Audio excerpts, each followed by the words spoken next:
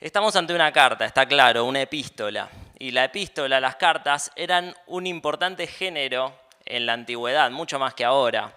Posiblemente los de mi generación jamás en su vida escribieron una carta. Yo jamás escribí una carta. Agus, ¿vos escribiste una carta alguna vez? Cartas de amor ¿no? Bueno. ¿Quién jamás escribió una carta? ¿Quién jamás escribió una carta? La puso en un sobre, estampillas al correo. Ah, somos tres nomás, todos los demás sí. Bien, bien. Somos jóvenes algunos. Bien, era un género muy importante en la antigüedad, mucho más que ahora, mucho más que hace 20 años y mucho más que hace 50 y 100 años, porque las cartas comprendían una cantidad de subgéneros enorme. Había cartas que se enviaban en la época en la cual Pablo escribió esta carta, gracias, que eran cartas como las que podría uno escribir hoy en día. Se va de viaje y no tenía teléfono o lo que fuera y le escribe una carta a su familia, y tenemos muchas de esas cartas que se conservaron por ahí. Y cartas que tenían el sentido a veces de circular en distintas comunidades, en distintos entornos académicos y demás, sobre todo en el mundo grecorromano. Cartas que estaban pensadas para tal vez responderle a una persona acerca de algún tema, pero hacerlo públicamente, de una forma un tanto debatiente. Y así podemos encontrar muchos estilos de cartas, distintos tratados, cosas que se publicaban en cartas. Y vale preguntarnos, ¿qué género está comprendido en la carta a los romanos? Y algunas respuestas que algunos han dado son esas que vemos ahí. Hay quienes han dicho, la carta a los romanos es una diatriba. Claramente no es una carta que busca responder a asuntos muy puntuales, como si vemos en Corintios. Pablo dice, respecto a lo que me han escrito, yo les digo lo siguiente, el capítulo 7 de 1 de los Corintios, por ejemplo. Esta es una carta que parece estar dirigida a un público más general, no es tan personal, y tiene un carácter bastante más formal, no es un estilo informal.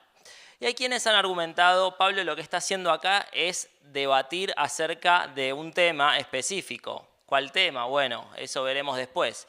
Pero Pablo está planteando sus argumentos para presentar un debate contra aquellos que piensan distinto. Eso es una diatriba.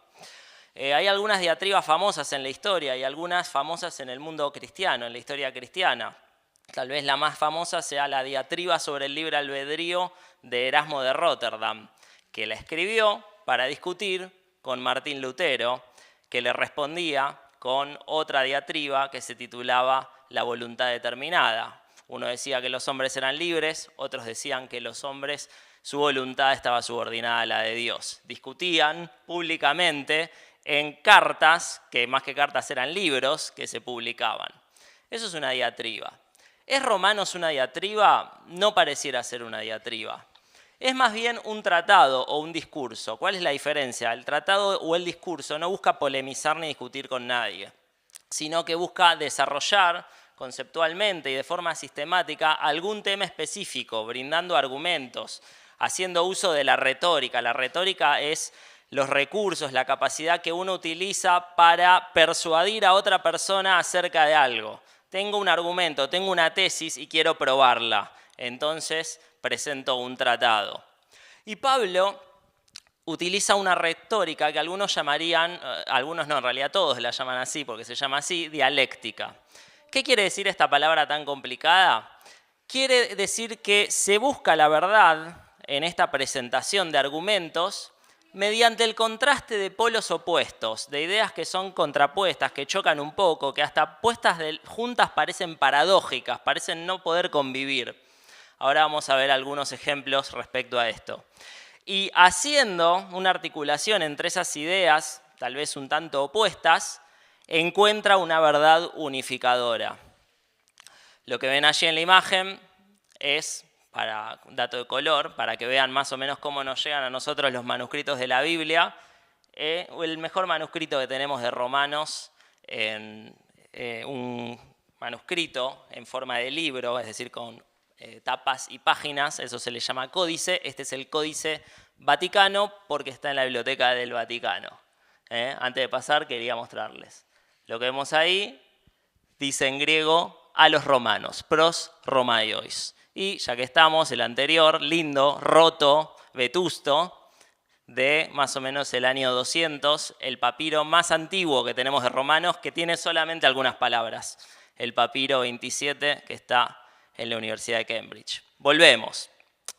Entonces, Pablo da un tratado utilizando retórica dialéctica. ¿Y cuáles son esas verdades en tensión, contrapuestas, que parecen no poder convivir demasiado bien?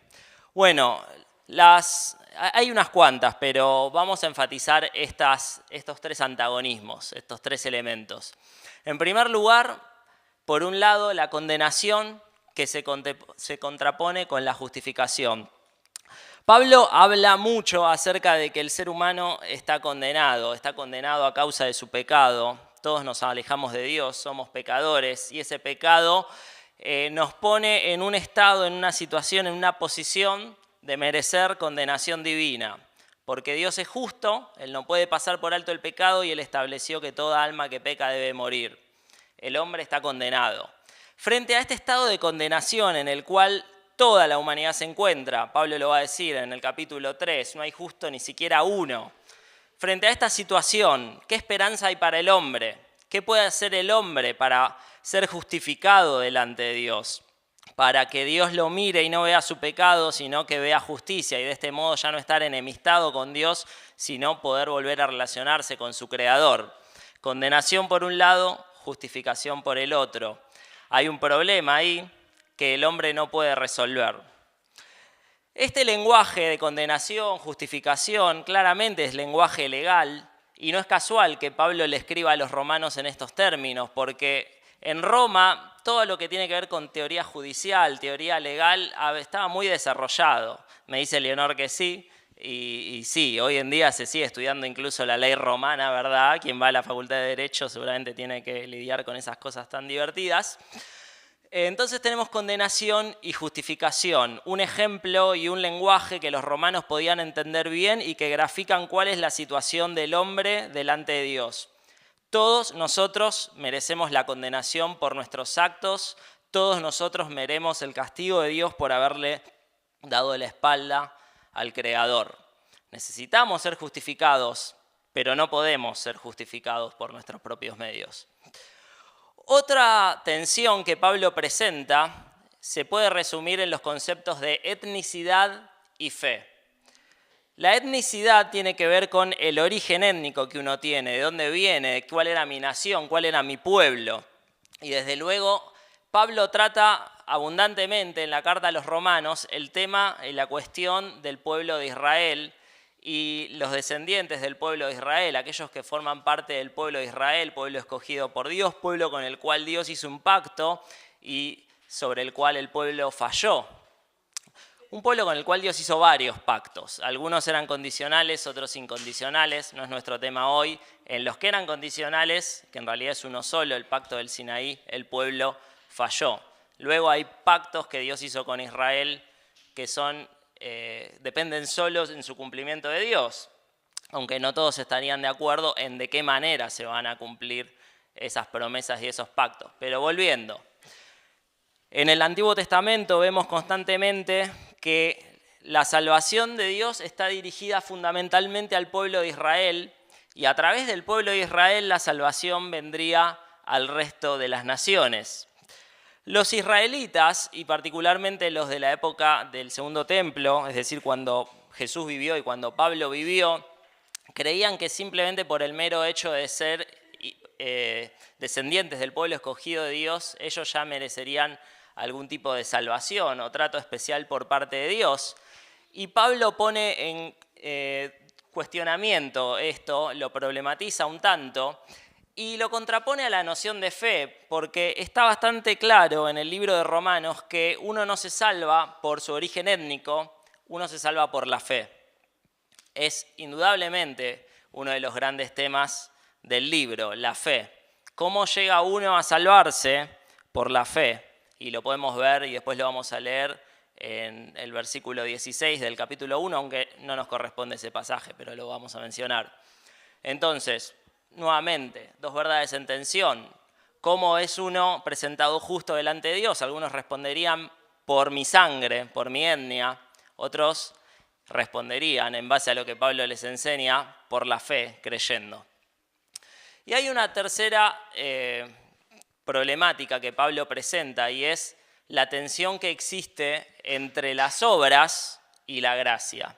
El ser humano siempre, históricamente, a lo largo de su existencia, quiso ganarse el favor de Dios, quiso ganarse su propia salvación por medio de realizar obras piadosas ante Dios. Y la verdad es que estas obras de poco sirven. Nada que podamos hacer nosotros, seres ínfimos y finitos, pueden aportarle algo a un Dios que es todopoderoso, que es eterno, que es infinito. Nada que hagamos nosotros, seres finitos, seres limitados, pueden saldar el precio de la deuda contraída por el pecado cometido contra un Dios que es infinito y que es eterno. Por lo tanto, Pablo va a, de nuevo, problematizar esa cuestión de las obras, eso de salvarse mediante las obras, algo que era habitual y algo que estaba muy arraigado entre los judíos, incluso en la vida anterior de Pablo, cuando él era fariseo. Él también quería ganarse por medio de la piedad y por medio de la práctica de los mandamientos de Dios, de los cuales dice él en cuanto a la ley era intachable.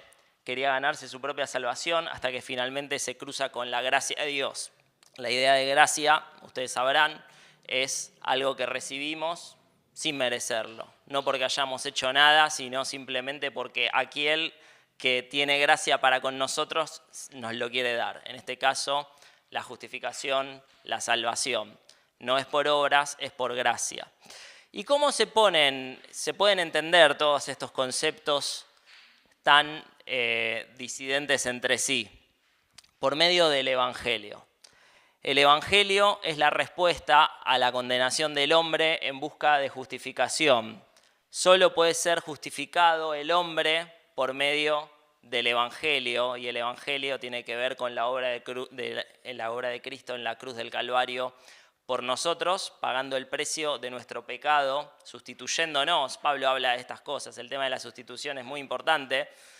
Ocupa nuestro lugar Cristo, paga nuestra condena, podemos ser vistos como justos delante de Dios. Cuando Dios nos mira a aquellos que estamos en Cristo, nos ve no como pecadores, sino como justos.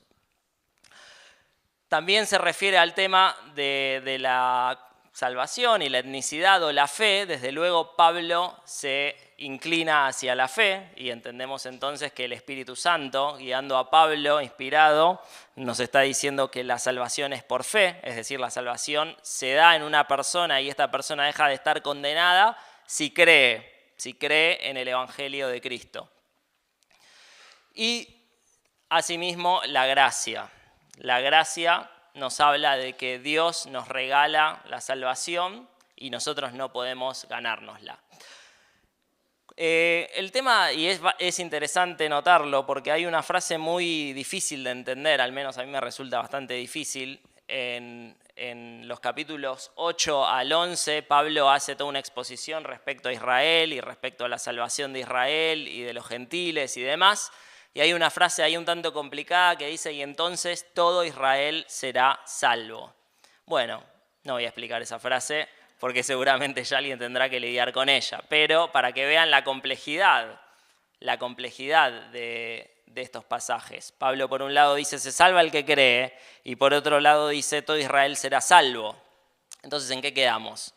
¿Me salvo por pertenencia étnica o me salvo por la fe? Bueno, les anticipo, me salvo por la fe, pero ya alguien tendrá que explicar eso dentro de más o menos 7 meses, una cosa así. Entonces, decimos que el Evangelio es indudablemente el tema central de la carta a los romanos.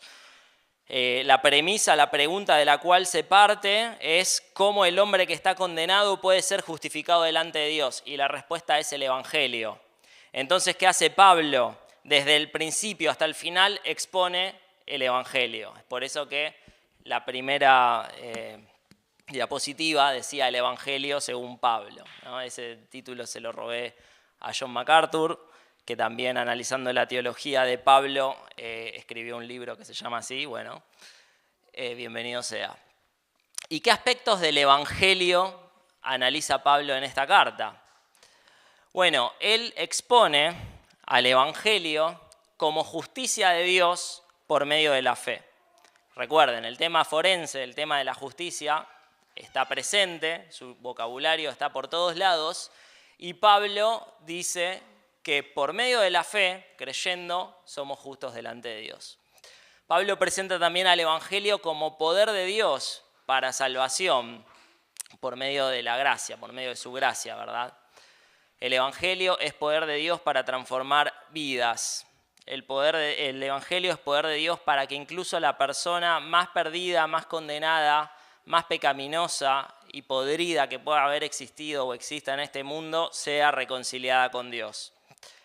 Pablo aborda también la cuestión del Evangelio a Israel, cómo se conjugan estas dos verdades. Los israelitas debieran creer, no debieran creer.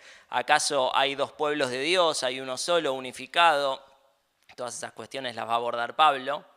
Y finalmente, y ustedes saben que Pablo solía hacer esto, la primera parte de sus cartas es más bien dogmática, es decir, presenta argumentos teológicos respecto a Dios, a cómo es Dios, a cómo obra y a cómo obra en relación a los hombres.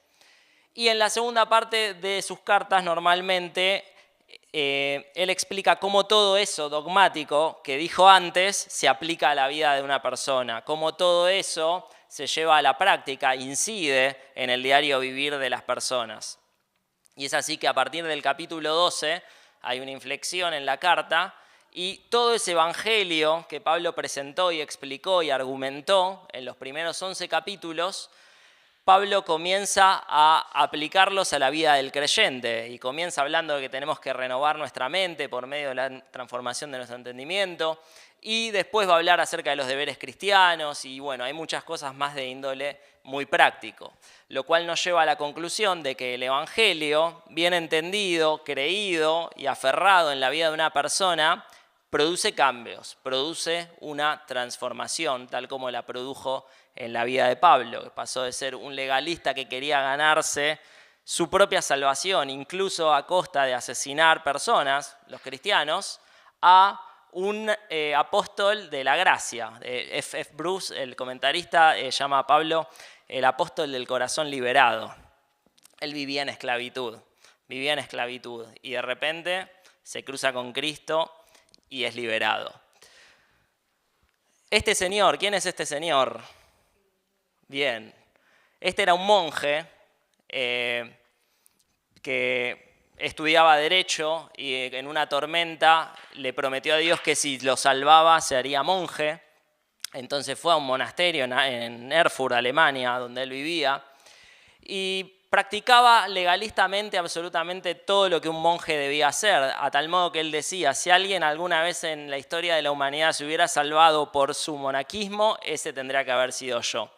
Sin embargo, constantemente vivía sintiendo la culpa de su propio pecado y su confesor le decía cada vez que lo iba a ver varias veces por día, Martín, hoy no me dijiste nada ni siquiera interesante que pueda notar como pecaminoso, pero aún así él sentía el peso del pecado y el peso de un Dios airado que buscaba condenar al hombre y al hombre que no podía hacer nada para obtener el agrado de ese Dios.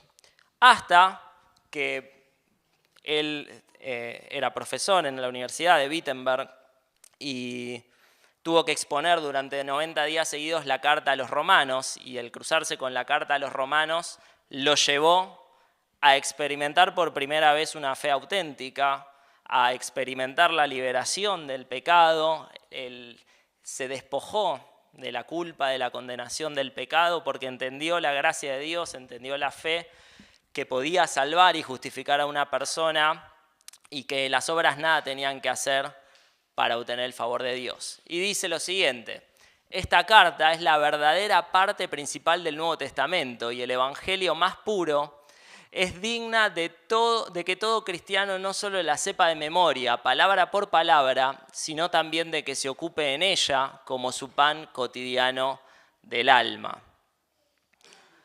Vamos entonces, habiendo hecho esta introducción, y no se asusten porque vamos a ir rápido, 7 versículos nomás del inicio de la carta tenemos que leer, a leer lo que dice el capítulo 1, versículo 1 al 7. Dice: Pablo, siervo de Jesucristo, llamado a ser apóstol, apartado para el evangelio de Dios, que él había prometido antes por sus profetas en las Santas Escrituras, acerca de su Hijo, nuestro Señor Jesucristo, que era del linaje de David según la carne, que fue declarado Hijo de Dios con poder según el Espíritu de Santidad por la resurrección de entre los muertos, y por quien recibimos la gracia y el apostolado para la obediencia a la fe en todas las naciones, por amor de su nombre, entre las cuales estáis también vosotros, llamados a ser de Jesucristo. A todos los que estáis en Roma, amados de Dios, llamados a ser santos, gracia y paz a vosotros de nuestro Padre, de Dios nuestro Padre y del Señor Jesucristo. 5 cosas quiero enfatizar de estos versículos. En primer lugar, que el Evangelio es una causa por la cual vale la pena vivir. Es una causa por la cual deberíamos dedicar nuestra vida entera, nuestros esfuerzos, nuestro cansancio a veces, nuestros recursos, en definitiva, todo lo que hemos recibido. Así lo había entendido Pablo. Él dice que fue apartado para el Evangelio de Dios. Apartado para el Evangelio de Dios. ¿Desde cuándo? Dice en otros lugares que él fue separado desde antes de nacer. Desde el vientre de su madre ya había sido separado. Y fue llamado a ser apóstol, es decir, a llevar este mensaje, a anunciar este mensaje. Eso es lo que es un apóstol, un mensajero del Evangelio. Su vida entera estaba consagrada al Evangelio. Pablo, antes dijimos, era un fariseo, y la palabra que se usa acá para referirse a apartado es exactamente la misma, curiosamente. Y nosotros no percibimos ese juego de palabras, y tal vez los lectores originales sí lo percibían. Fariseo significa precisamente eso, alguien que está separado. Los fariseos eran una casta que se segregaba del pueblo, no se juntaban con la gente común, querían guardarse en cierta santidad, eran un tanto extremistas. Y Pablo era de estos. Pablo era un separado por las causas incorrectas, pero ahora él estaba apartado por la causa correcta, por la única causa que vale la pena vivir, que es el Evangelio. Y yo me preguntaba, ¿para qué estamos apartados cada uno de nosotros? ¿Cuál es la causa por la cual vivimos? ¿Es el Evangelio como era en el caso de Pablo o es alguna otra cosa? Hace un tiempo atrás, Dani me comentaba de un libro que leía en donde el autor, que no me acuerdo quién era, decía que fuimos creados para ser adoradores. El problema es que muchas veces nuestro corazón se llena de la adoración equivocada. Ponemos cualquier cosa en nuestro corazón excepto a Dios, excepto al Evangelio. Cuando hacemos eso, lo que estamos haciendo es adorar ídolos. Bueno, adoremos al Dios verdadero, al Dios del Evangelio que se manifestó en la persona de Cristo. Pablo lo entendía, Pablo había dedicado su vida al Evangelio. Al momento de escribir esta carta ya llevaba más o menos 25 años de ministerio dedicado al Evangelio. Más o menos se habrá escrito esto poco antes del año 60, que es más o menos después, cuando Pablo llega a Roma, por el 60 y algo, antes del 64 tiene que ser, que es cuando muere, asumimos. Pero en la misma carta da cuenta Pablo de que él no conocía a los romanos. Y por eso llegamos a la conclusión de que más o menos la fecha en la cual Pablo puede haber escrito. Pablo había llevado mucho tiempo en madurar el Evangelio, en experimentar el Evangelio en su vida, y llega a un punto en el cual, habiendo vivido por la causa del Evangelio, es capaz de escribir su obra magna, un libro como este, inspirado por el Espíritu, claro está, en el cual expone las verdades del Evangelio que pueden cambiar vidas. Entonces, el Evangelio es más que un mensaje para aceptar intelectualmente, nominalmente, de la boca para afuera. El Evangelio es un mensaje por el cual vivir y un mensaje para vivir, vivir de acuerdo al Evangelio. En segundo lugar, los versículos que leímos nos hablan de que el Evangelio fue prometido en las Escrituras y Pablo dice que él había prometido, Dios, antes por sus profetas en las Santas Escrituras. ¿Qué había prometido? Bueno, a este Mesías, a este Hijo que vendría a morir. Y ciertamente Dios lo promete constantemente, eso ya lo sabemos bien, y hay una continuidad entre Nuevo Testamento y Antiguo Testamento. Los pactos de la antigüedad se cumplen en el nuevo pacto en Cristo, las promesas dadas en la antigüedad se cumplen en Cristo. La buena noticia del Evangelio, entonces, es y consiste en la consumación de la historia redentora que ya venían esperando los israelitas, que ya se venía anunciando en los profetas, por ejemplo, en Jeremías capítulo 31 y varios otros lugares más, ¿verdad? Entonces, hay una unidad entre el Antiguo Testamento y el Nuevo Testamento, hay una misma historia redentora, y esa historia redentora llega a su punto cúlmine, a su consumación en Jesucristo. Y Pablo está exponiendo esto, le está diciendo esto a sus lectores.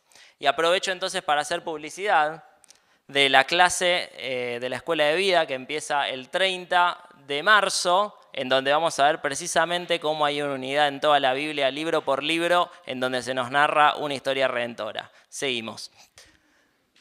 En tercer lugar, el Evangelio tiene como esencia, como sustancia, como fundamento al Cristo resucitado.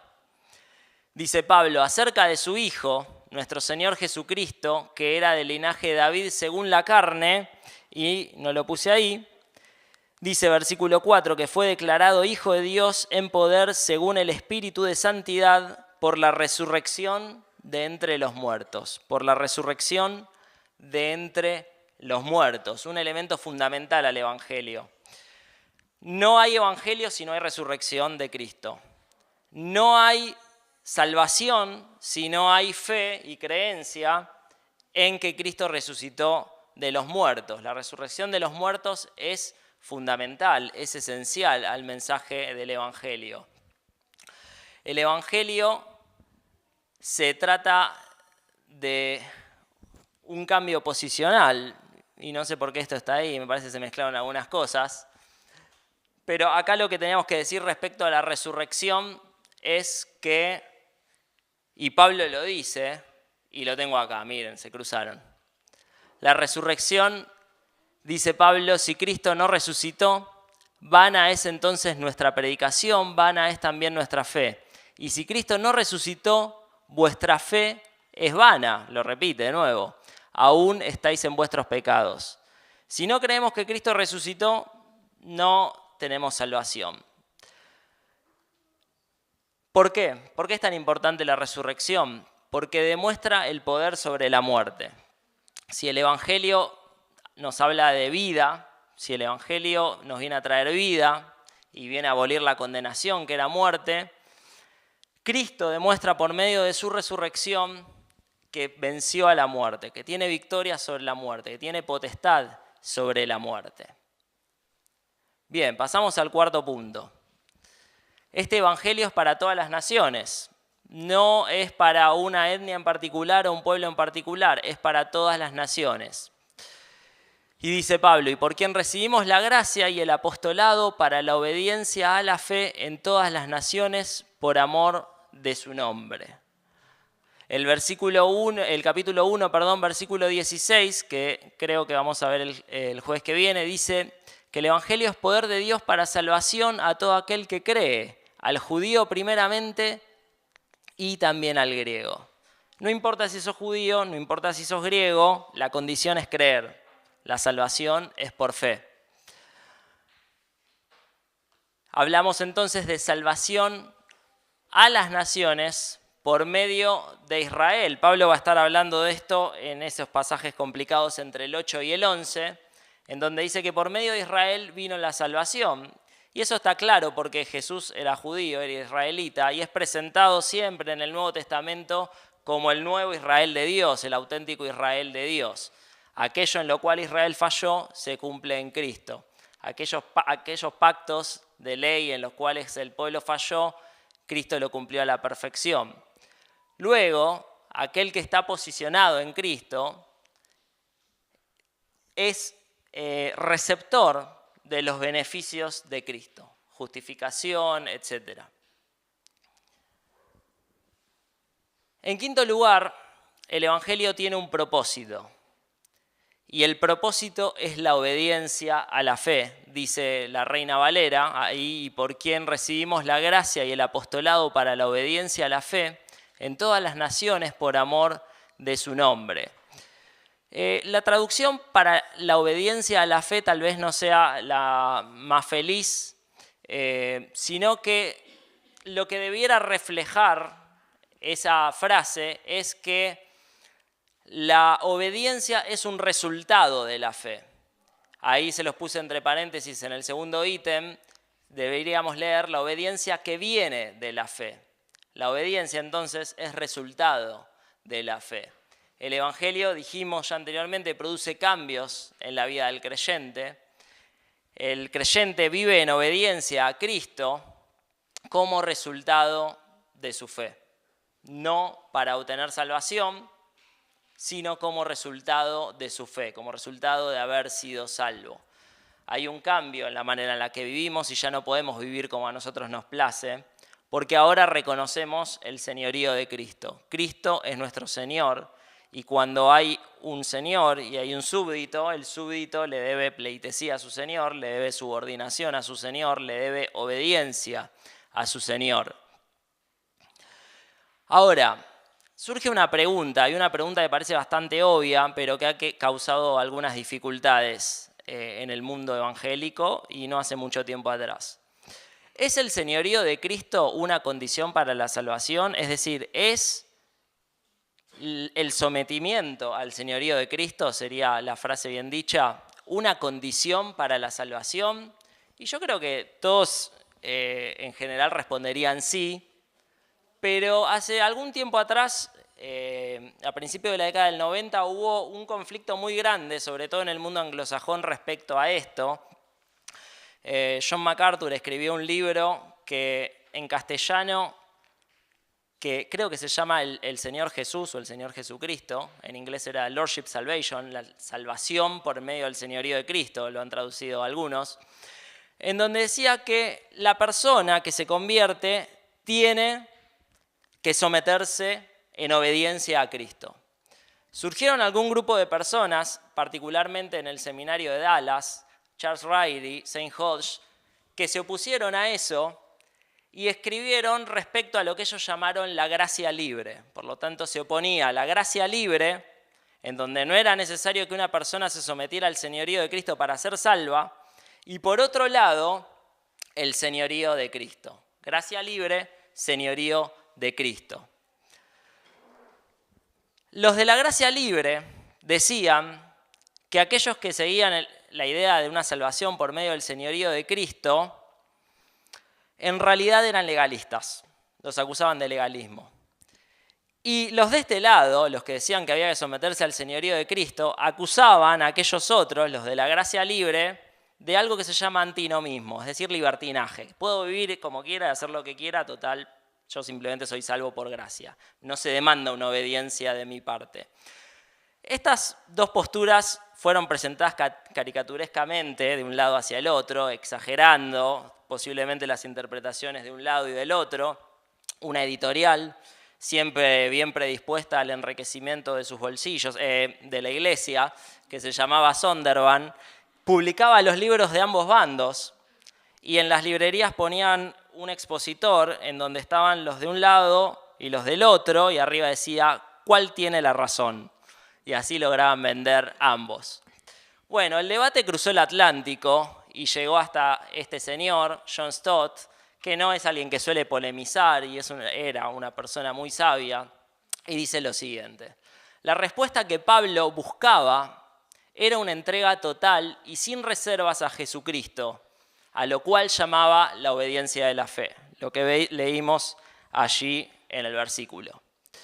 Esta es nuestra respuesta a los que argumentaron que es posible aceptar a Jesucristo como Salvador sin entregarse a Él como Señor. No es así. No es posible.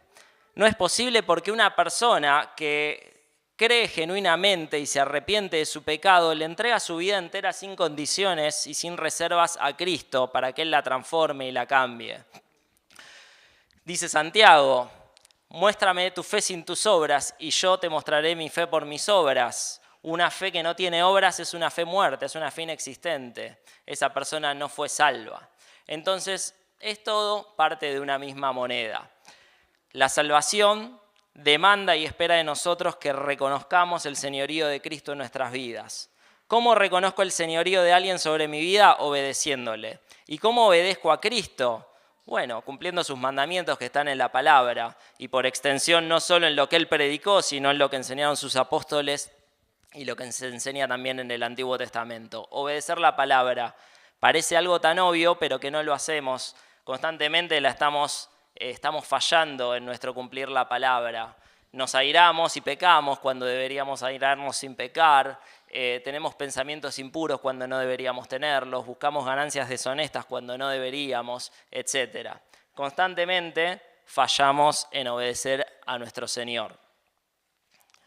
Y finalmente, el Evangelio de la gracia y de la paz. Dice Pablo: que Dios nuestro Padre y el Señor Jesucristo les concedan gracia y paz. Ya lo dijimos, el Evangelio es el regalo inmerecido de Dios y de eso hablamos cuando hablamos de gracia.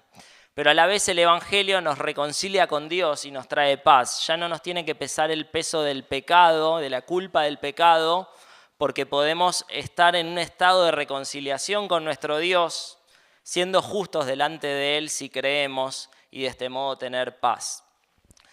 Y entonces la pregunta final es: ¿qué lugar ocupa el Evangelio en mi vida? En Pablo ocupaba el lugar central y la transformación estaba a la luz de los ojos, se podía ver. ¿Qué lugar ocupa el Evangelio en mi vida?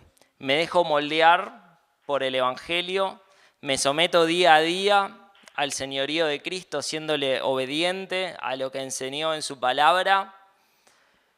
Es el objetivo central por el cual vivo y en el cual movilizo todos mis esfuerzos y todos mis recursos, ¿o hay algo más que ocupa mi corazón, que ocupa el centro de mi vida? Es una pregunta que nos confronta a todos. Tal vez a alguien que viene eventualmente y nos visita y no se identifica como un seguidor de Cristo, tal vez aquel que viene hace muchos años, como muchos de nosotros, pero que aún tenemos ciertas reservas en nuestra vida y ciertas cosas que no le damos al Señor para que las cambie y las transforme. Todos debiéramos preguntarnos: ¿qué lugar ocupa el Evangelio en mi vida? La respuesta de Pablo es: el Evangelio tiene que ocupar el centro de tu vida. Y el Evangelio consiste en esto. Y escribe la carta a los Romanos, que vamos a estudiar en los próximos meses y espero sea de edificación y de transformación para cada uno de nosotros.